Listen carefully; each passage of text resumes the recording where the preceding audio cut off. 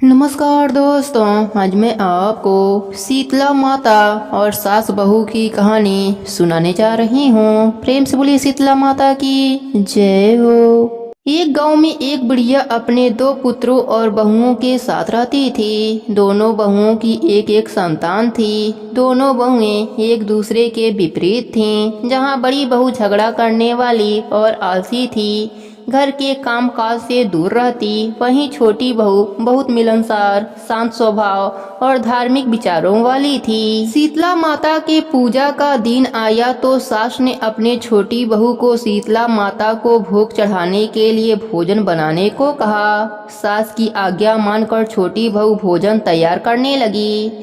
इधर उसका बच्चा भूख से रोने लगा। वह काम छोड़कर बच्चे को दूध पिलाने चली गई। पिलाते पिलाते उसे नींद आ गई। उसे चूल्हे की आग को बुझाना याद ही नहीं रहा। इधर शीतला माता अपने भक्तों की खोज खबर लेने के लिए घूमते घूमते उसके घर में पहुंच गई। वह चूल्हे की आग को बुझाने के लिए उसमें लौटने लगीं। इसी क्रम में उनका शरीर जल गया। पीड़ा के कारण उन्हें बहुत गुस्सा आया। उन्होंने छोटी बहू को श्राप दे दिया, मेरे शरीर की तरह तुम्हारे पेट की संतान भी जल जाएगी। बहू की नींद टूटी तो देखा उसका बच्चा जलने की वजह से मर गया था।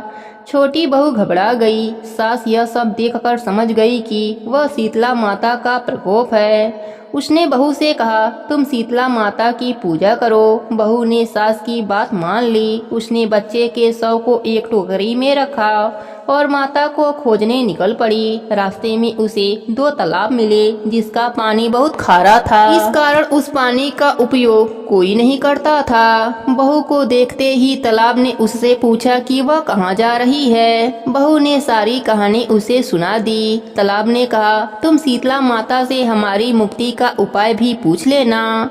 छोटी बहू ने उसकी बात मान ली। थोड़ा आगे जाने पर बहू को दो बैल मिले जो आपस में झगड़ रहे थे। बहू को देखकर बैलों ने उससे पूछा कि वह कहाँ जा रही है। बहू ने उन्हें भी सारी बातें बता दी। दोनों बैलों ने भी प्रार्थना करी, शीतला माता से हमारे कल्याण का उपाय पूछ लेना।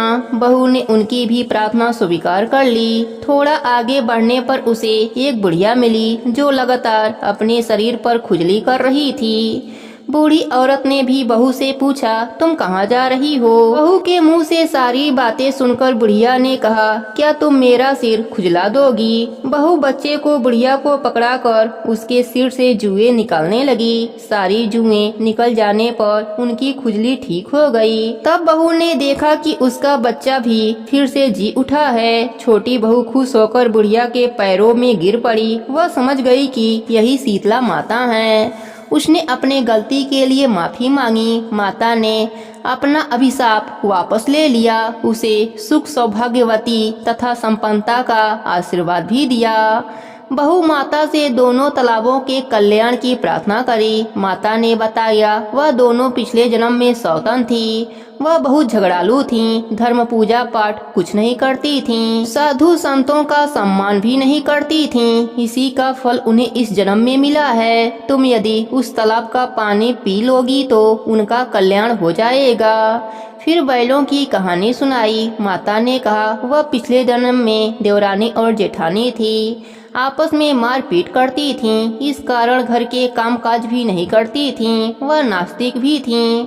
उन्हें भी इसी का फल मिला है। तुम उनके गले की पट्टी को खोल देना तो उनकी मुक्ति हो जाएगी।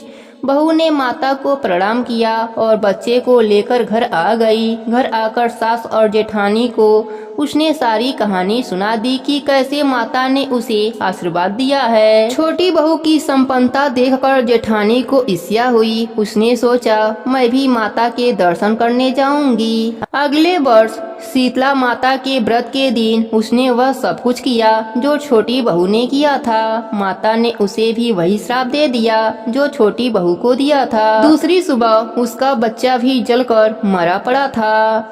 वह भी अपने बच्चे को लेकर माता की खोज में निकल पड़ी। रास्ते में उसे भी तालाब और बैल मिले। उन्होंने बहू से अपने उद्धार के लिए माता से विनती करने को कहा। उसने दोनों को एक ही जवाब दिया, मैं तो स्वयं ही मुसीबत में हूँ, तुम्हें अपनी पड़ी है, मैं तुम्हारी कुछ भी सहायता नहीं कर सकती। आगे रास्ते में एक बुढ़िया मिली। उसने बहू से सिर के जुए निकालने के लिए कहा, पर बहू ने उनको भी उल्टा सीधा कह दिया और आगे बढ़ गई। वह दिन भर भटकती रही, पर शीतला माता उसे कहीं नहीं मिली। थक हार कर वह घर आ गई। धनवान बनने के चक्कर में वह अपने संतान से भी हाथ धो बैठी। हे शीतला माता, जैसे आपने छोटी बहू पर अपनी कृपा करी, वैसे ही अपने सभी भक्तों पर अपनी कृपा बनाए रखना। कहानी अधूरी हो तो पूरी करना, पूरी हो तो मान रखना। सबके व्रत को और नित्य नियम को पूर्ण करना। प्रेम से बोली शीतला माता की जय हो।